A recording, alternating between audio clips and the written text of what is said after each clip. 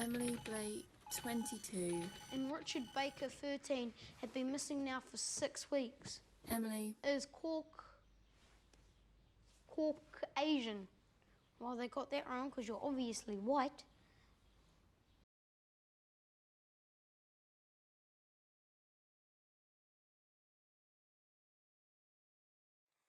Stuart Hall once said, "Identifications change and shift, and they can be worked on by political and economic forces outside of us, and they can be articulated in different ways. My identity changes day to day depending on my context, whether I'm consumed by whiteness or seen as a banana when I go into an oriental shop, yellow on the outside, white on the inside." The theory of double consciousness, W.E.B. Du Bois, theorizes of having these two souls, these two understandings of the self in psychosocial divisions. I've used design as a starting point to iron out my frustrations, using the process to gain confidence in my sense of being and creating conversations around inequalities with my peers. At first, I wanted to smash my own Western constructs of my identity by creating a ceramic cast of my head.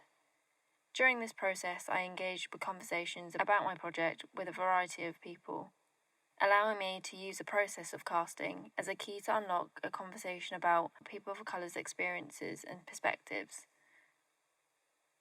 Though the head wasn't physically successful, the outcome was the thought of how I could use my practice to ignite that first spark into a conversation. It's only now I wish I could stop my younger self blurting out, "I wish I was white," because frankly my ethnicity has saved me from finding rubbish small talk when I meet someone new and they ask, "Where are you from?"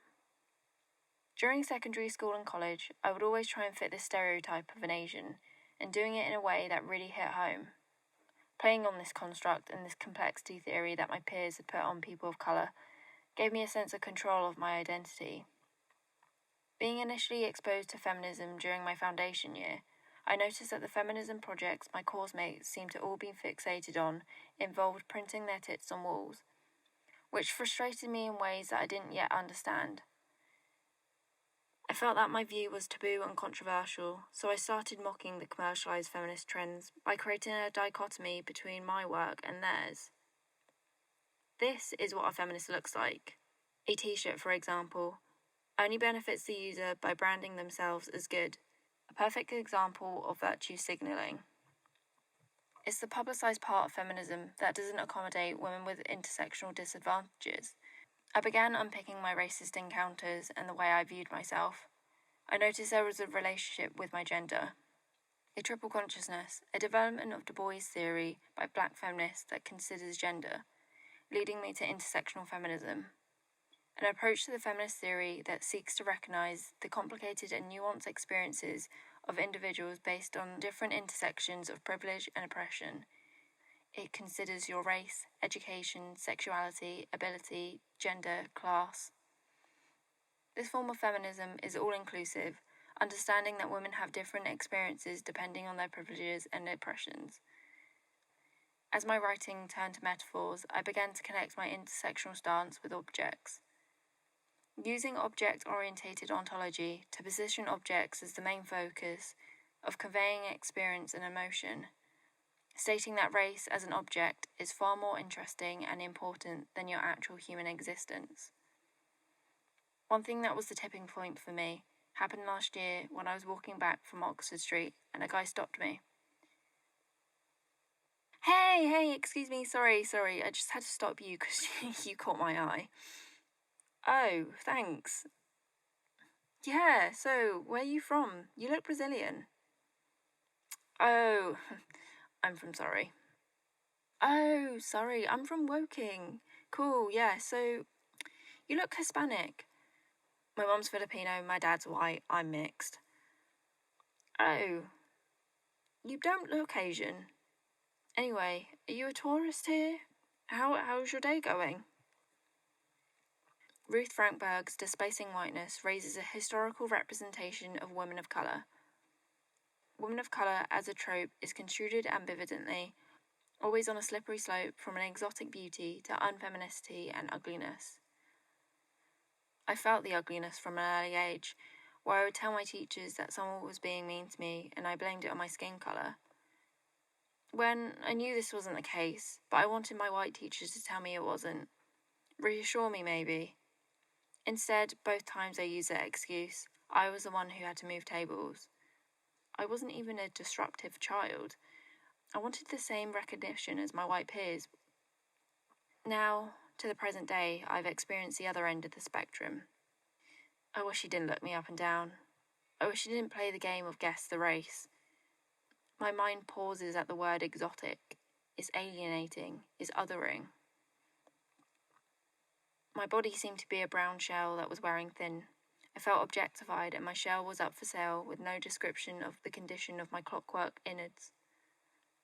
I began with objectifying my ethnicity, first making a monthly subscription culture box, where in a dystopian future the subscription box would be the only way to consume a non-Western heritage, commodifying it in a way that Elle Germany commodified their coloured models in their November edition last year. Then I packaged racism in a per-unit sachet culture that you see in sari-sari stores in the Philippines. These stores go by the idea of little by little, that can be applied to racist remarks, microaggressions and casual racism that is moulding your own perception of self-worth. One experiment took me to Omegle, the webcam chat site where you are randomly paired with a stranger to talk to.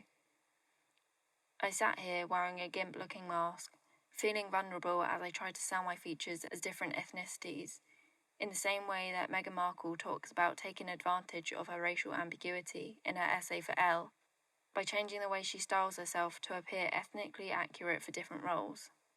Following on with research of Ada Chen and Joy Lee, where they use their Asian heritage and traditions to mock the associated stereotypes. Their work glorifies the act of racism in a way that is humour-filled, highlighting the uncomfortability behind these acts.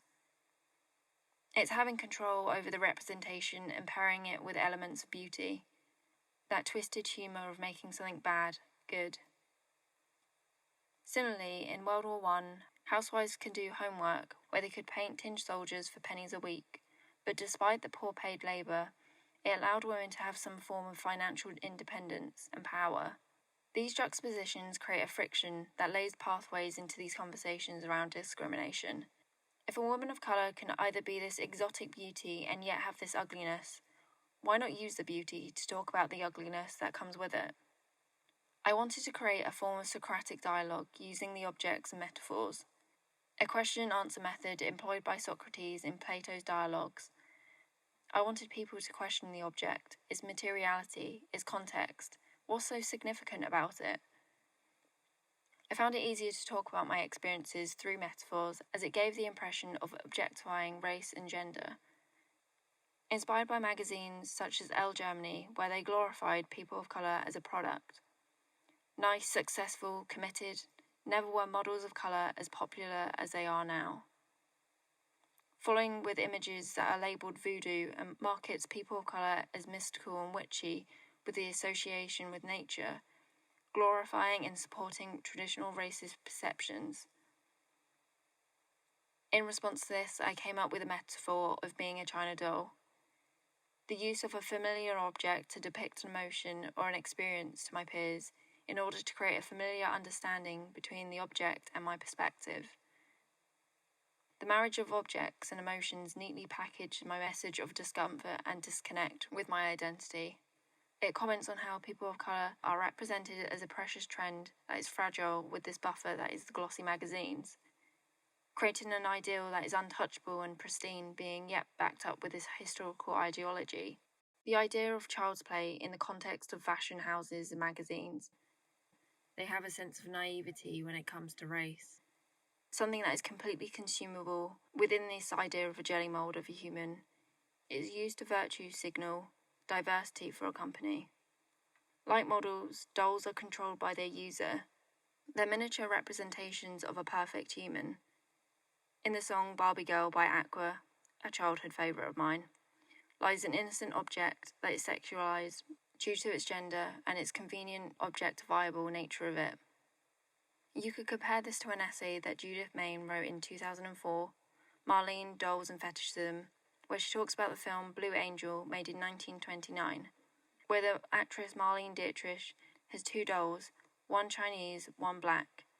She talks about how these dolls were imagined to be childlike, yet oddly sexual. These were reflections of stereotypes of the primitive that were popular in Europe in the 1920s.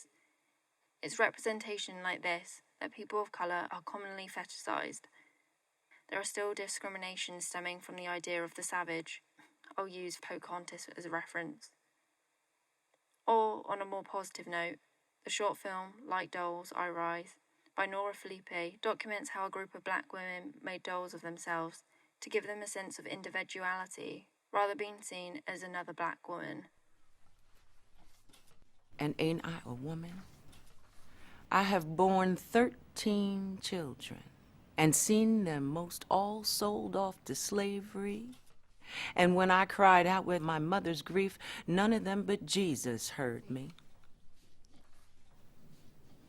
And ain't I a woman?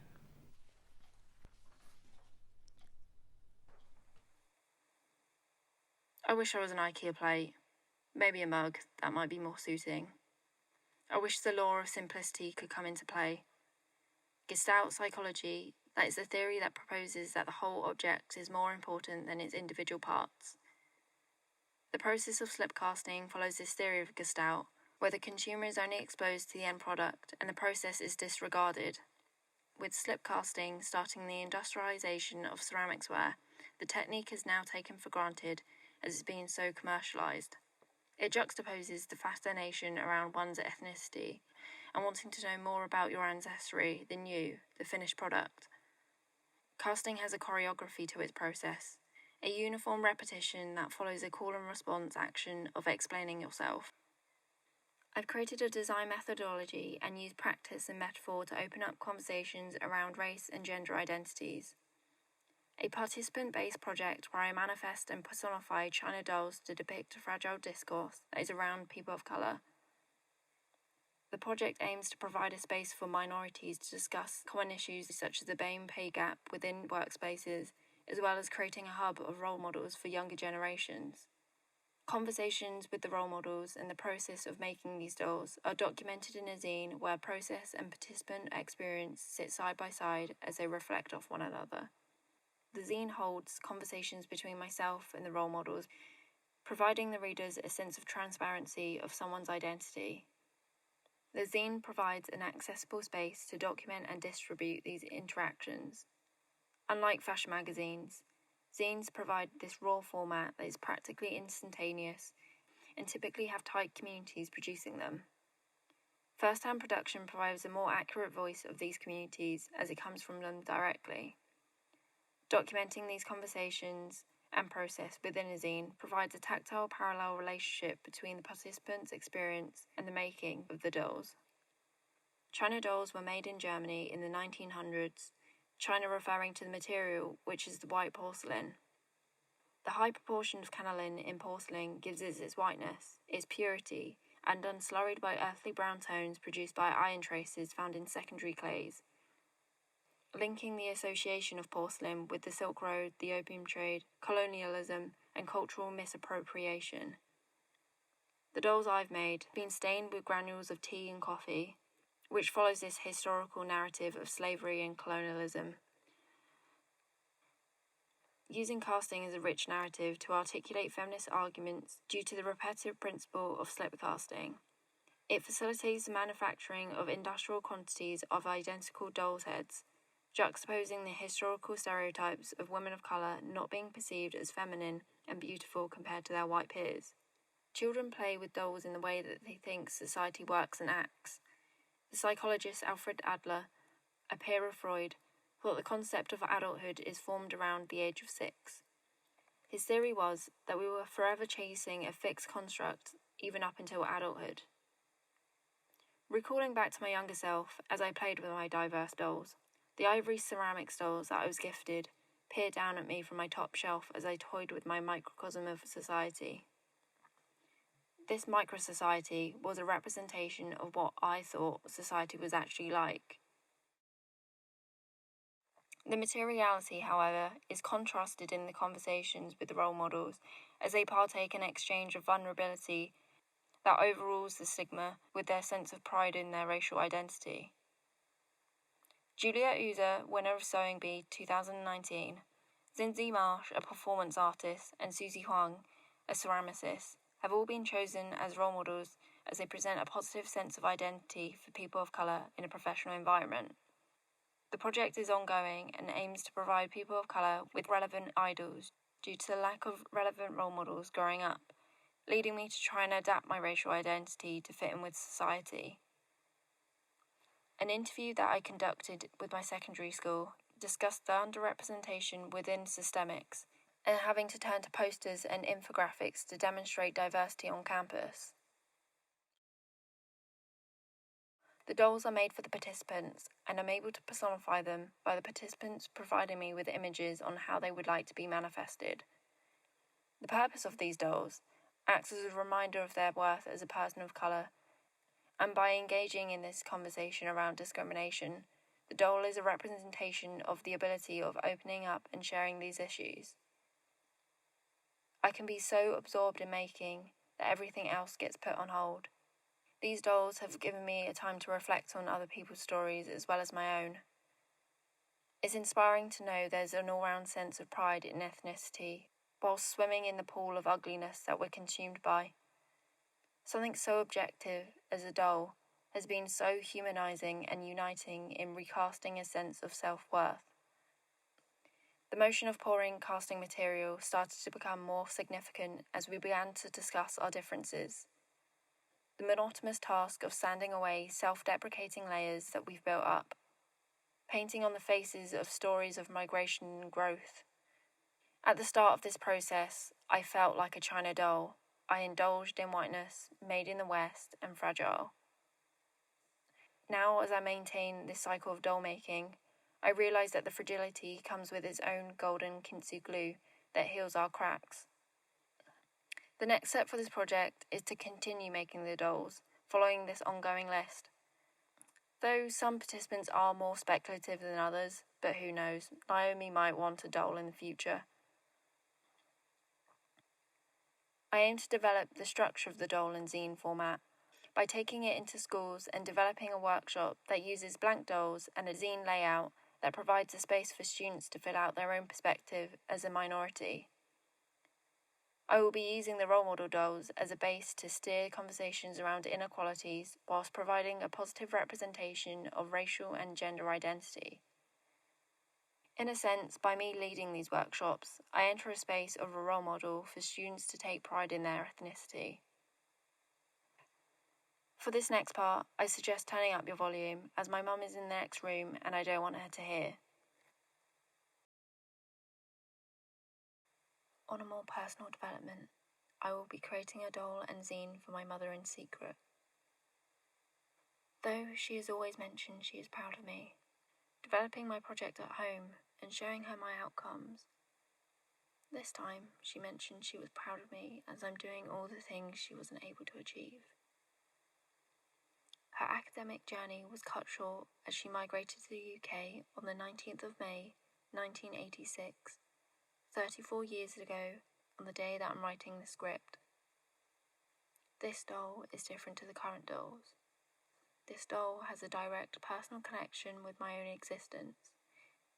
It is the roots that connected me to the design world, and the ones that have led me to the position that I'm in now. I remember the first time I introduced her to Skype. It was the first time in over 20 years that she was able to visually talk to her relatives. As I watch her talk to her relatives now, she is what makes me proud to be a woman of colour in design.